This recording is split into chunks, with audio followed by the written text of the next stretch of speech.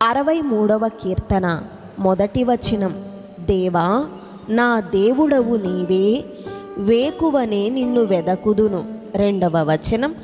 నీ బలమును నీ ప్రభావమును చూడవలెనని పరిశుద్ధాలయమందు నేనెంతో ఆశతో నీ తట్టు కనిపెట్టియున్నాను.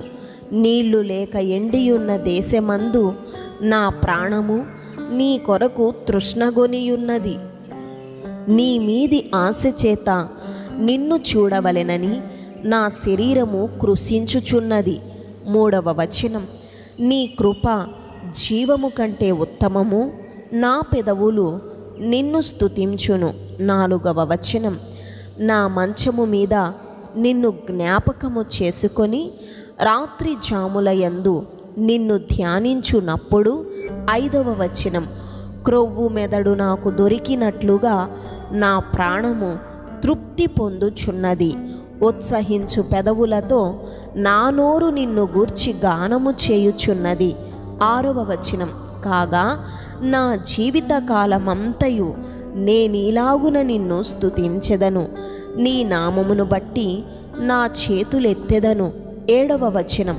నీవు నాకు సహాయకుడవై ఉంటివి, నీ రెక్కల చాటున శరణుజొచ్చి ఉత్సాహధ్వని చేసేదను. ఎనిమిదవ వచనం. నా ప్రాణము నిన్ను అంటి వెంబడించుచున్నది, నీ కుడి చేయి నన్ను ఆదుకొనుచున్నది. తొమ్మిదవ వచనం. నా ప్రాణమును నశింపచేయవలెనని వారు దాన్ని వెదకుచున్నారు, వారు భూమి క్రింది చోట్లకు దిగిపోవుదురు. పదవ వచనం. బలమైన ఖడ్గమునకు అప్పగింపబడుదురు, నక్కల పాలగుదురు. 11వ వచనం. రాజు దేవుని బట్టి సంతోషించును, ఆయన తోడని ప్రమాణము చేయు ప్రతివాడును అతిశయిల్లును.